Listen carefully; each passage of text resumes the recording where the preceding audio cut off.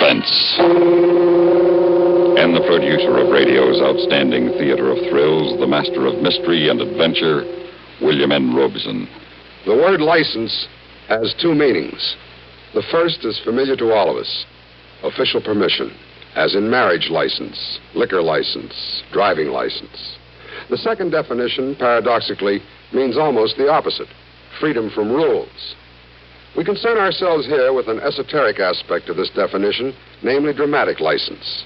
In the forthcoming story, we have deviated somewhat from the facts and altered California topography ever so slightly in the interest of suspense. To the residents of San Bernardino, who may grumble, it couldn't happen that way, all we can say is, aren't you glad? Listen then as Mr. William Bishop stars in Ride Down Cajon, which begins in just a moment.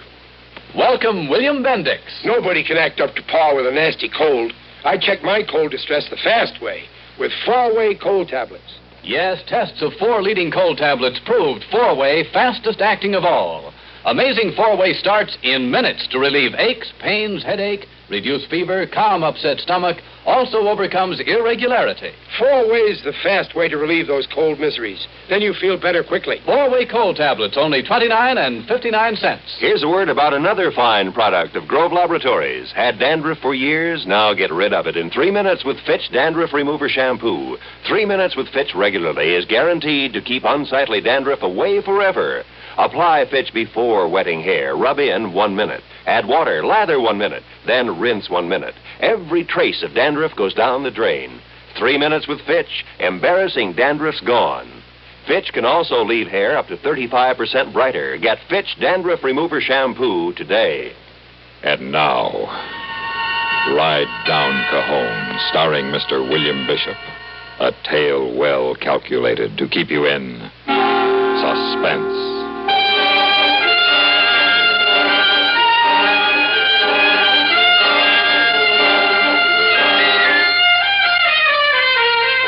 Two main gateways to California. Route 40 over Donner Pass in the north and Route 66 over Cajon Pass in the south. I don't know anything about Donner, but Cajon Pass, I know. You see, I'm night man at Ella's Tip Top Cafe at the summit of the pass. And I live down the hill in Badu. That's San Bernardino. Down the hill. You drop 3,000 feet and 20 miles on a 4-lane divided highway that's so well designed drivers hit it like it was the Indianapolis Speedway. Which is okay. If your wheels are working okay. If they're not, you can get killed on Cajon. Fast. By all rights, I should have been the other night.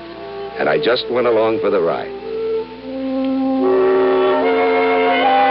It was along about 2 a.m. and I was waiting for my relief man when Phil dropped in for a cup of coffee. Phil rides the pass for the highway patrol. He also is my brother-in-law-to-be, seeing he's married to my girlfriend's sister. Don't forget, Andy, we're supposed to take the girls to the beach tomorrow afternoon. Don't worry, Joni's reminded me at least twice a day all week long. What time you want to get started? I'll be over as soon as I can get my car out of the garage. They promised it before noon. Oh, that's right. I forgot your car's tied up. How are you getting down the hill tonight? What do you care? You wouldn't give me a lift. You know I can't. Regulations. Well, you might break a regulation or two. You're practically my brother-in-law. Andy, my boy, the only way you can ride that patrol car is to break the California Vehicle Code. Then I'll be glad to give you a lift. To jail. Thanks a lot. I'll hitch a ride.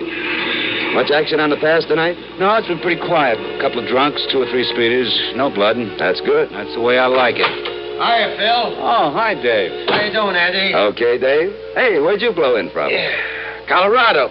And I could eat a horse. Fresh out. How about a cow, medium well? I'll buy it. And a side of fried eggs. And a gallon of coffee. Coming right up. Andy's car's in the shop, Dave. He's looking for a ride down the hill tonight. Can you fix him up? Well, sure, why not? Here's a starter on that gallon of coffee. No. Dave will give you a ride down the hill, Andy. Crazy. Providing you're ready by the time I finish eating. Oh, sure. I'm off in 20 minutes. Hey, Dave. What? Whatever you're carrying in that rig, it's leaking. Yeah, I know. Ice water. Ice water? You carrying a load of ice? No. Chickens. Chickens? All the way from Colorado? Sure. Where do you think the Los Angeles housewife gets the fresh-killed spring chickens? Colorado, Louisiana, Mississippi? No kidding. Sure. 10, 11 days from the axe to the dinner table. Aren't they a little spoiled by that time? No, they're okay to eat. They may have lost a vitamin or two on the way. Well, it's time to head down the pass. I gotta check in at the weighing station. Don't be too late tomorrow, Andy. Don't worry. I'll be there around noon. Take it easy, Phil. Yep. Never take it.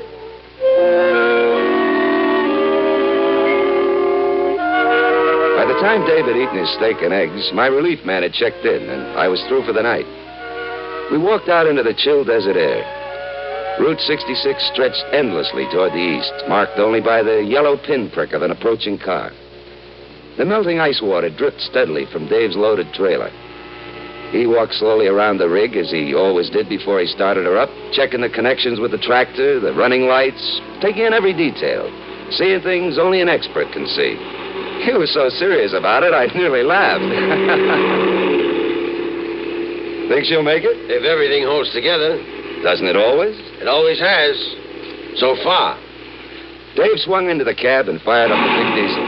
I clambered him after him, and he nosed his big 10 tons of refrigerated chickens out onto the westbound lane to Highway 66. He ran her through the gears, and when we got up to speed, it finally was quiet enough to talk without yelling at each other. When are you and Joni going to do it? Sooner the better.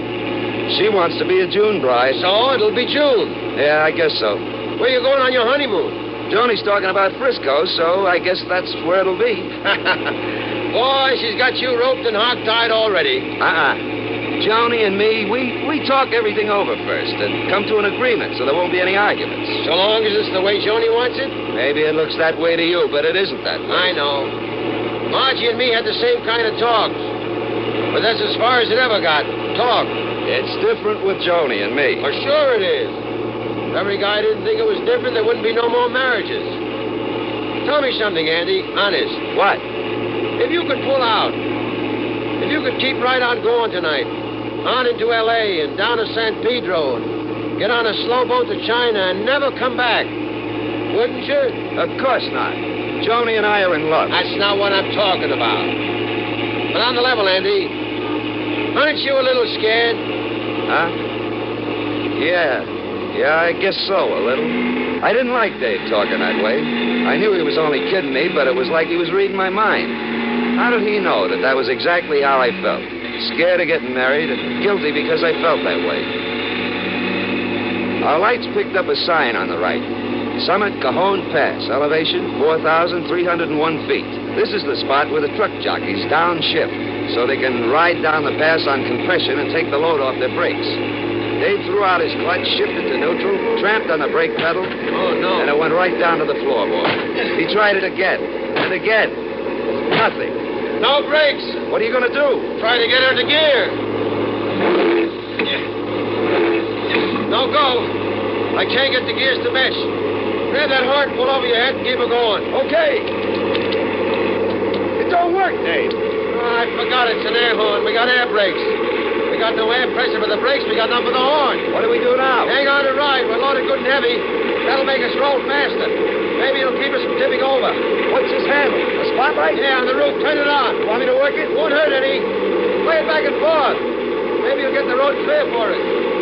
We were picking up speed all the time since we nosed over the top of the pass. We went into that first big wide curve below the summit like a Maserati at Sebring. Tight on the left, then drifting across both lanes to the outside fence and back to the right. Coming out at better than 70 miles an hour. Fangio couldn't have done better than Dave did on that one. But what about the next one? And the ones after that? Tighter turns, not so well banked, and the traffic. There was bound to be traffic. After we got out of that curve, I could see the car way down the road. I kept it in the beam of my spotlight, flicking it back and forth. And in no time, we were up on it. Dave pulled one hand off the wheel to the electric horn button. But he didn't hold it long because he needed both hands to keep the truck on the road. The guy in the car must have got that message because he pulled way over on the shoulder. We made it past him just before we went into the next curve.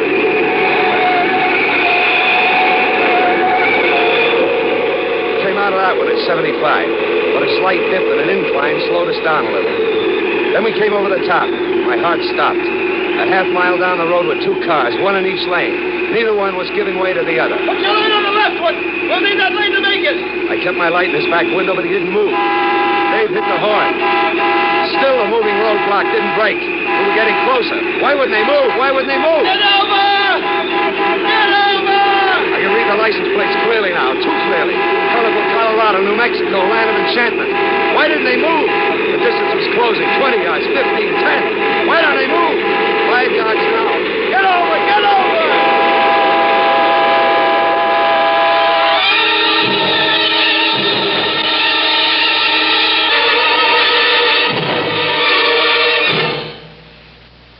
In a moment, we continue with the second act of Suspense. Before the 1920s, big city comics could bring down the house with jokes about country bumpkins. In rural areas, the city slicker was the target of the joke. But that was all before the days of network radio. Since then, the gaps in understanding between city and country dweller have been filled in by networks like the CBS radio network. Now, when important news events take place as far away as Tokyo, farmers learn the facts as quickly as their cousins in the cities. The musical genius discovered in a European concert hall soon is heard in the smallest town in America. A busy housewife learns the latest fashion note from Paris. The man driving tomorrow's milk to market keeps up with the latest details on intercontinental ballistics. The square dance is popular in the most sophisticated city circles. The rancher knows what's happening on the New York Stock Exchange, while the grocer in town knows about problems on the farm. Thus, a radio network like our CBS radio network brings together those whom geography used to keep apart. And now, starring Mr. William Bishop, Act 2 of Ride Down Cajon.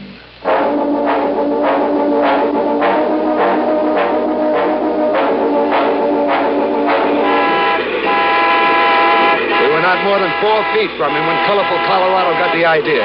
With a gust of black smoke from his tailpipe, he pulled ahead of New Mexico, land of enchantment, and we barreled by with nothing to spare. It's like a bad dream, like one of those dreams of falling, or flying an aeroplane between skyscrapers, or riding down Cajon Pass in a runaway truck.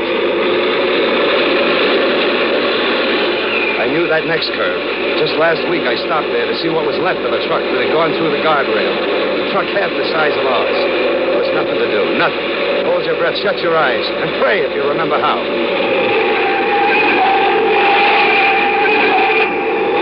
You can breathe again. You can open your eyes. You're not in a flaming heap in the bottom of the canyon.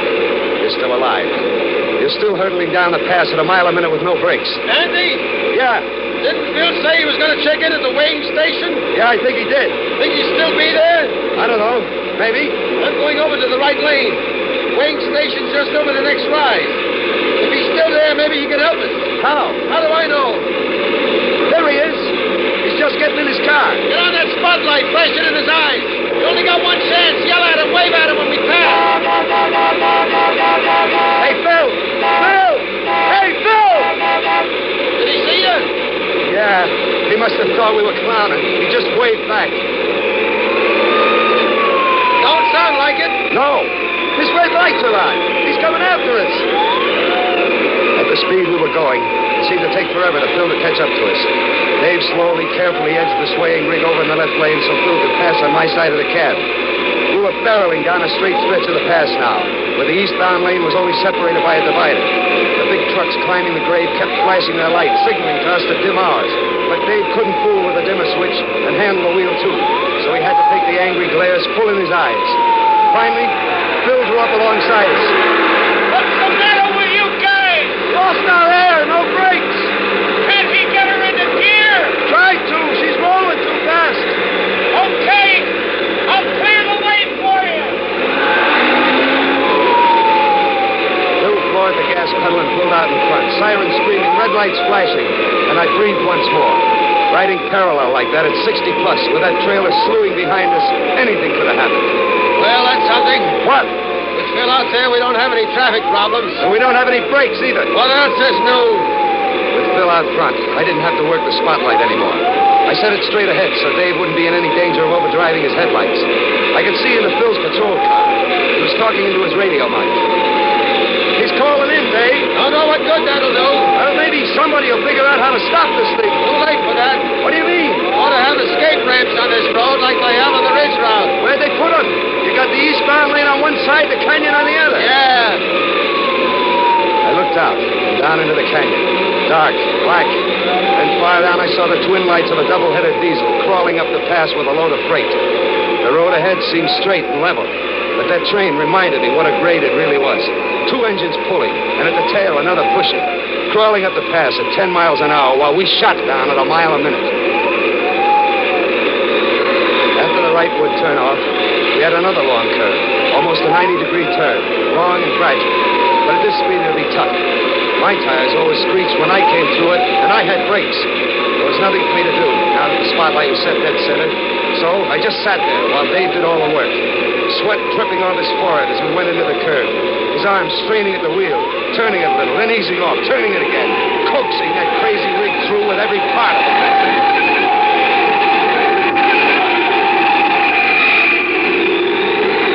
We came out of that one, almost at right angles to the road. The trailer in the right lane, the tractor in the left. But we came out of it. But best of all, there was a little grade ahead of us that slowed us down. And then beyond, the road was straight for a long, long time. Past the firehouse, and the Lighto Creek cutoff. And then it's still downhill, but much more gradual. And then you're out of the canyon, and the desert stretches flat on both sides of the road. Hey, Dave, how about pulling up on the shoulder now? Too soft. We'd flip for sure. I thought of the road ahead, all downhill. We'd lose speed, all right, but would we lose it quick enough to do us any good? There comes a time when you just can't keep going straight. The road ends.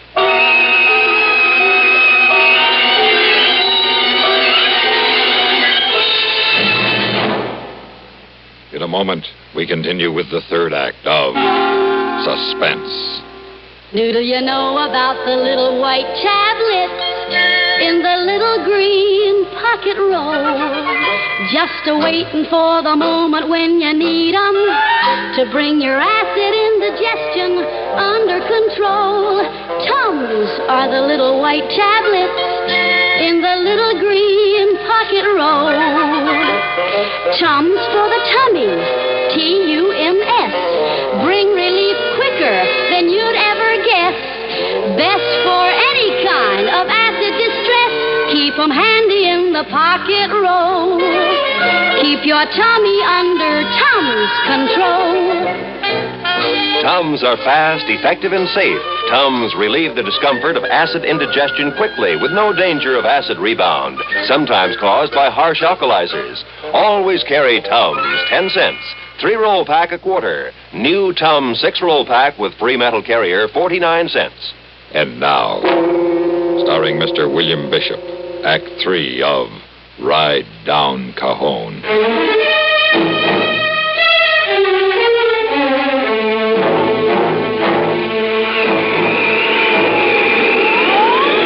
Our speed was down to 53 as we topped the last rise. Far ahead, way past the fire station, I saw a red light flash on and begin to move. Another patrol car. Bill's got reinforcements, but I don't know what good they'll do. We rode on and on, all the time, going faster. Our 53 was back to 60, 65. And as we hit the bottom of the pass and on into Badu, we were doing better than 70. Also, as we hit Badu, we were joined by a fourth in our parade. But this member wasn't as encouraging as the rest. He followed us with his siren blaring. It was an ambulance. Have you ever driven through a fairly large town at 70 miles an hour? It's quite an experience. Up ahead, I saw the first police car ride over a dip and bob up and down like a teeter-totter. There's something I hadn't thought of. Hold on to your head, Andy. This dip may send you through the roof. The dip was bad, but it slowed us a little. And so did the next one. And the next. As we approached the bridge over the railroad yard, they got worse, and the creaking of the couplings between the cab and trailer screamed more each time. The dip on the bridge did it. There was a sudden surge. 10 feet ahead, there was a jerk, a horrible noise. The trailer came loose. It's going over the railing onto the tracks. Well, at least now we don't have to worry about that load landing on top of us. Up ahead, Phil had seen what had happened. We were both in the left lane, and then Phil moved to the right, stuck his arm out the window, waved us on. Wonder what he wants. Looks like he wants us to come alongside. Yeah. Phil slowed down, and when we got alongside him, I leaned out the window. Got an idea. I'll pull ahead of you. You ease into me. If we can connect at the same speed, I may be able to stop you with my brakes. You hear him, Dave? Yeah. What do you think? Might work. We got to do something pretty quick. This road ends in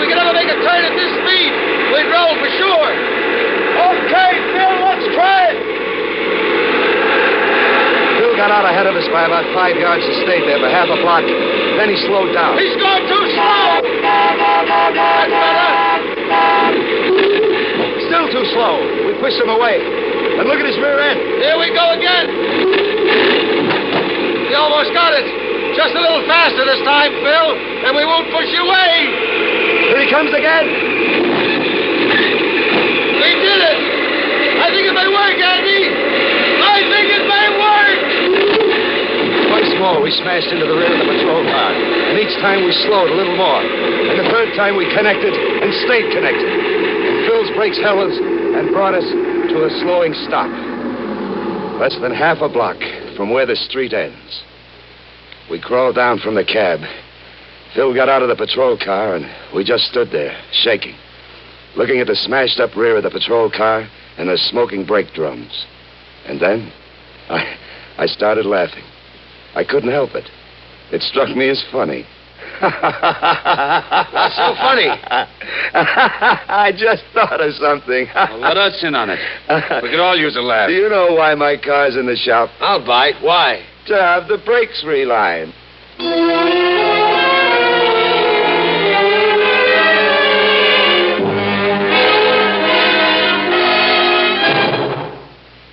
Suspense, in which William Bishop starred in William N. Robeson's production of Ride Down Cajon, written by John Mahler and adapted for Suspense by Mr. Robeson and Mr. Mahler. In just a moment, the names of the supporting players and a word about next week's story of Suspense. Two of the world's most renowned names in news reporting, Edward R. Murrow and Lowell Thomas, are both heard each weekday on CBS Radio. This is no accident, but the result of a consistent policy of bringing you highest experience and authority in news gathering and news reporting. Monday through Friday, listen to the man whose voice never wavered in the London Blitz, whose word in war and peace has always been accepted as the word, Edward R. Murrow. Mr. Murrow's is a very special authority born of year on year of keen intelligence presenting all sides of the news. Each weekday evening, too, most of these same stations bring you Lowell Thomas and the news. A session with Mr. Thomas is like a visit to exotic, far-off places. This is because Lowell Thomas has seen what he describes, and because of his special knack for dramatizing the human elements of news from far and near.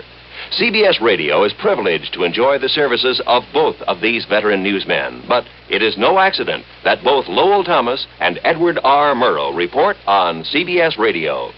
Supporting William Bishop in Ride Down Cajon were Bill Quinn and Joe DeSantis, with sound patterns by Bill James and Tom Hanley. Listen. Listen again next week when we return with Elliott Reed in Four of a Kind. Another tale well calculated to keep you in suspense.